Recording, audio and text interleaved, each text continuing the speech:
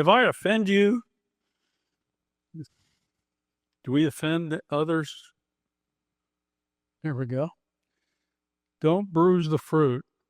My pastor, when I became a Christian, apparently he figured me out pretty close. And he said, in your enthusiasm for sharing Christ, don't bruise the fruit. And I looked at him cross-eyed and said, what are you talking about? And he said, have you never opened up a banana and noticed it bruised and it didn't look bruised on the inside? Okay, yeah. He said, that's what we do to people. We bruise them by things we think, say, and do. And he said, a lot of times as Christians, we unwittingly do this. And he said, you've got to be careful. He said, I know you're a bull in a china shop, but you really need to be careful. And 1 Thessalonians 4, 6, and 8 in the Message translation, I don't usually use that as my go-to Bible, but it says, don't run roughshod over the concerns of your brothers and sisters. Their concerns are God's concern. He will take care of them. If you disregard this advice, you're not offending your neighbors, you're rejecting God. And so we have to be careful. And so the question comes in, how is fruit impacted? Well, it's impacted when people pick it. It's impacted when it's transported. It's impacted when it's run through the cleaners or whatever it is in their translation. It's handled. It's bruised when it's mishandled. And so by the time we get it to the store, or we see it here, it's bruised. And we may not see that bruise. It looks good to us. But then when we open it up, there's that little bruise.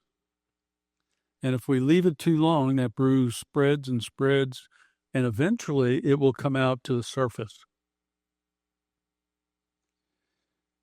And how do we impact others? Well, we impact others through car crashes. That's a nasty way of doing it. We impact others through hugs, through fights and screams. We impact others in crowded hotels and subways. And we impact others by ignoring people. And we talked about it this morning on the media.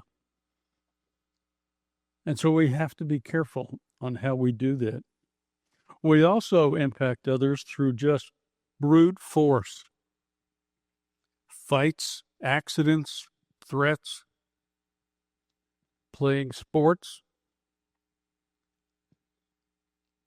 Like I mentioned, my first fight was on the first day of kindergarten. And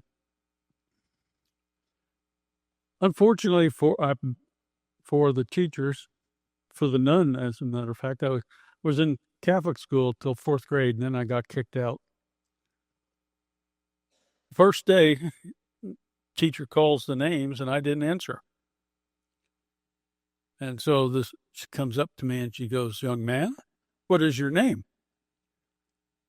And unfortunately for her, I didn't know my name, because my father never called me by my name. And I apologize right up front. And I'm giving you the initials. My dad called me S.O.B. But he didn't call me the initials. He called me the full meal deal. And so when she asked, I told her. I don't know whether you have ever heard a nun scream like a banshee, but she did. She just howled. She grabbed me by the ear and took me to Sister Superior's office and started to try to tell her what had happened. And then when she finally got it out, Sister Superior, unbeknownst, said, young man, what's your name? And I told her. And now I have two nuns screaming like banshees. And so they called my mother. My mother shows up and tries to explain. I'm okay with it. That's what I'm used to being called. And so she goes, all right, let's get this out of the way.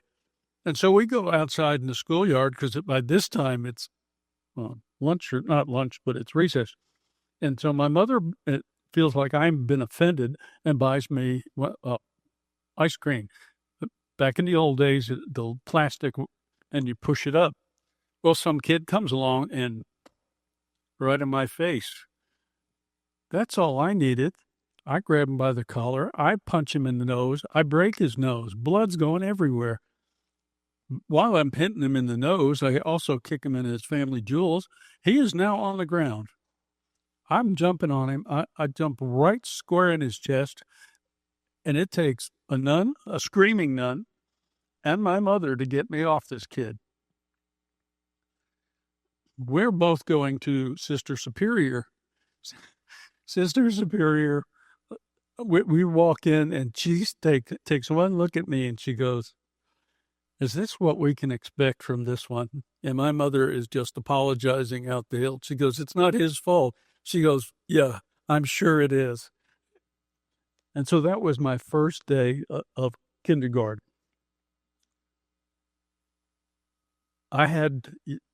When I was preschool, my dad had friends who showed me how to fight dirty.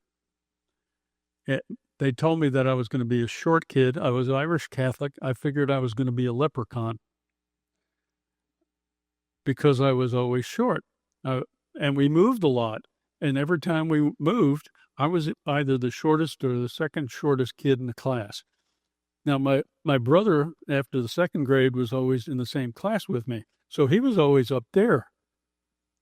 He was either the tallest or the second tallest. And so I was the one who they picked on until I fought them. And so every time we moved, I knew there was going to be a fight. And that's how you bruise people. But I will tell you this, after you fight them, they're your best friends. So that's how we impact people. And we scream at people. And that's why in the classroom, I would tell the teachers, I said, don't raise your voice. You lower your voice, and students have to listen to hear you. If you're shouting, you just happen to shout over them, and they're going to shout louder. And that doesn't get you anywhere. Next, influence. We influence people through appeals, persuasion, and bribery. It's still a form of offending. We have an impact on people. And then there's coercion. It's called intimidation, obligations, and outside pressures. You look at those two dogs. Non-verbally, that tells you all you need to know. But if you actually saw we're there at that site, what you don't know is that little dog ran everything. That little dog was in control because the little dog, through its bark and its moving around, intimidated that larger dog. The little one thought it was bigger than it was. And then there's verbal intimidation. This is through insults, slights, put-downs, and innuendos. And as human beings, we do this so well. And in particular, in the political ring. In the political arena, this is commonplace and this is expected. And when you don't insult somebody, they don't know how to handle you because that's what they expect. But it's still offensive and it still hurts your testimony. And if it hurts your testimony, it hurts your witness for Christ. If you're looking at brute force, it's hurting your witness for Christ. any kind of offensive influence is hurting your testimony for Christ in or outside the workplace. And we have to be extremely careful. So the question is, who has bruised you? When I got fired at the college, the first time I ran into the president of that college, my son was with me, and we were cordial. We shook hands, and we went on. And my son looks at me and he goes, "Well, that went better than expected." And I went, "What do you mean?" He said, "I don't know how you handle that." I said, "There's nothing I can do about it. It's over." I said, "He doesn't control my life." Now, the rest of that particular story is that individual hired me because I was a Christian. He claimed to be a Christian. And we worked together for 12 years. And so it was disheartening, to have a conversation where he wanted me to lie for him. But that's part of life, and you just go on. And the next question is, who have you bruised? Do you know? Have you considered?